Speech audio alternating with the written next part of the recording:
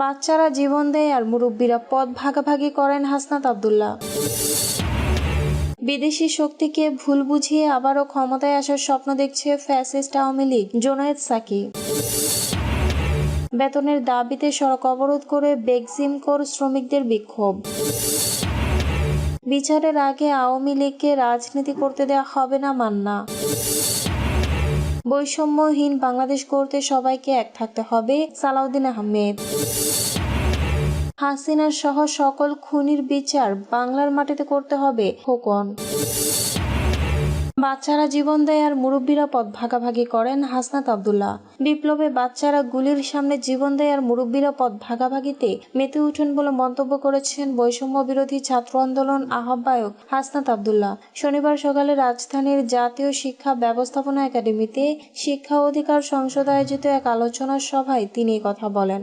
হাসনাত আব্দুল্লাহ বলেন, তরুণরা শুধু ইতিহাসের পাঠক নয়, এবার তারা ইতিহাস সৃষ্টি করেছেন। তাই ইতিহাসে যার যে অবদান পাঠ্যপুস্তকে তা যথাযথভাবে তুলে ধরতে হবে। পাঠ্যপুস্তকে মুক্তিযুদ্ধ সহ জাতীয় অর্জনকে একজনের একক অবদান হিসেবে তুলে ধরার অপপ্রয়াস থেকে সরে আসার আহ্বান জানান তিনি।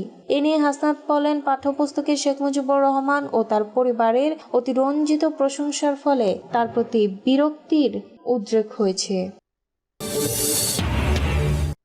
বিদেশি শক্তিকে ভুল বুঝিয়ে আবারও ক্ষমতায় আসার স্বপ্ন দেখছে ফ্যাসিস্ট আওয়ামী লীগ। গণসংহতি আন্দোলনের প্রধান সমন্বয়কারী জোনায়েদ সাকি বলেছেন, আমরা বাংলাদেশে আর কোনোভাবেই ফ্যাসিবাদের পুনরুত্থান চাই না। এজন্য ছাত্র শ্রমিক জনতার যে স্বপ্ন, সেই স্বপ্ন বাস্তবায়িত হতেই হবে। সেজন্য আমাদের ঐক্য দরকার। আমরা যদি জনগণের স্বপ্নকে সত্যে পরিণত করতে চাই আর কাউকে ফ্যাসিস্ট হিসেবে দেখতে না চাই, তাহলে আমাদের ঐক্যবদ্ধ থাকতে হবে। আজ শুক্রবার বিকালে রাজধানীর শাহবাগ জাতীয় জাদুঘরের সামনে গণসংহতি আন্দোলন আয়োজিত ভাসানীর পথ ধরে জাতীয় সার্বভৌমত্ব রক্ষা ও নতুন রাজনৈতিক বন্দোবস্ত প্রতিষ্ঠায় ঐক্যবদ্ধ হন শীর্ষক সমাবেশে তিনি এসব কথা বলেন। সমাবেশ শেষে শোভাযাত্রা করেন গণসংহতি আন্দোলনের নেতাকর্মীরা।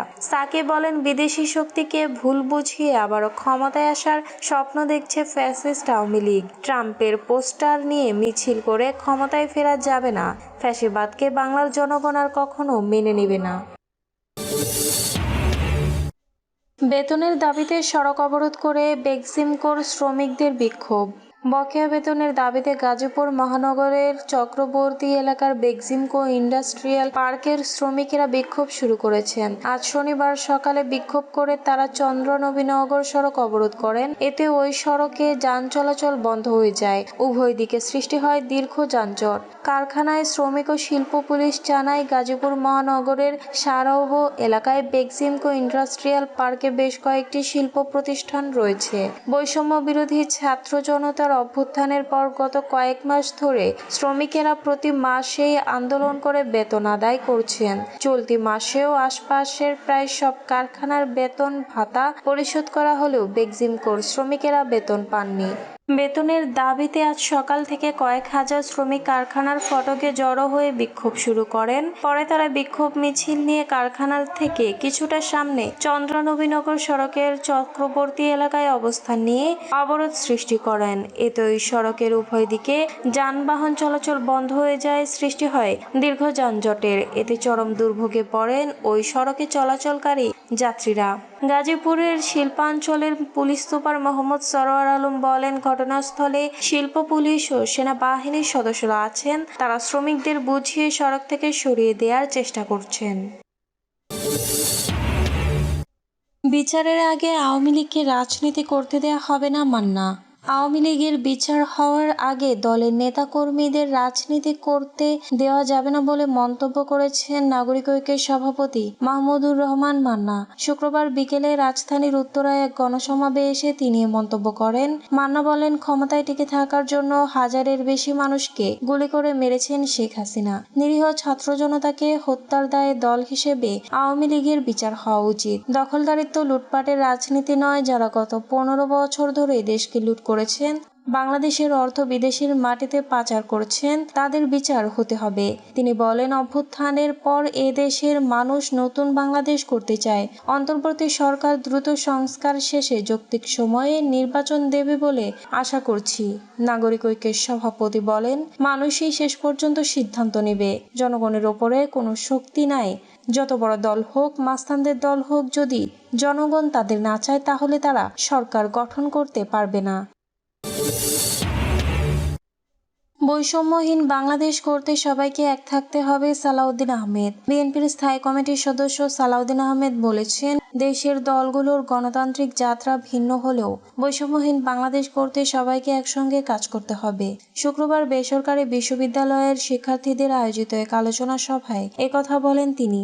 সালাউদ্দিন আহমেদ বলেন, জনগণের ম্যান্ডেট নিয়ে ক্ষমতায় আসলে সংস্কার কমিশন গঠন করে বেসরকারি বিশ্ববিদ্যালয়ের সব সমস্যা সমাধানে কাজ করবে বিএনপি। তিনি বলেন, এক কেন্দ্রীয় শাসন ব্যবস্থা যাতে আবারও শুরু না হয় তা নিশ্চিত করতে হবে। জনগণ যেমন সংসদ চায় তেমন সংসদ নিশ্চিত করতে হবে। বিএনপির নেতা বলেন, বৈষম্যহীন বাংলাদেশ বিনির্মাণে যেভাবেই হোক প্রকৃত নির্বাচন ব্যবস্থার মধ্য দিয়ে গণতান্ত্রিক ব্যবস্থা নিশ্চিত করতে হবে। হাসিনা সহ সকল খুনির বিচার বাংলার মাটিতে করতে হবে। খোকন। বিএনপির যুগ্ম মহাসচিব ও নরসিংদী জেলা বিএনপির আহ্বায়ক খায়রুল কবির খোকন বলেছেন, দেশের মানুষ গণহত্যাকারীদের রাজনীতির সুযোগ আর দেবে না। জালিম সরকারকে আর কখনো দেশের জনগণ দেখতে চায় না, বরং বিচার চায়। তাই শেখ হাসিনা সহ সকল খুনির বিচার বাংলার মাটিতে করতে হবে।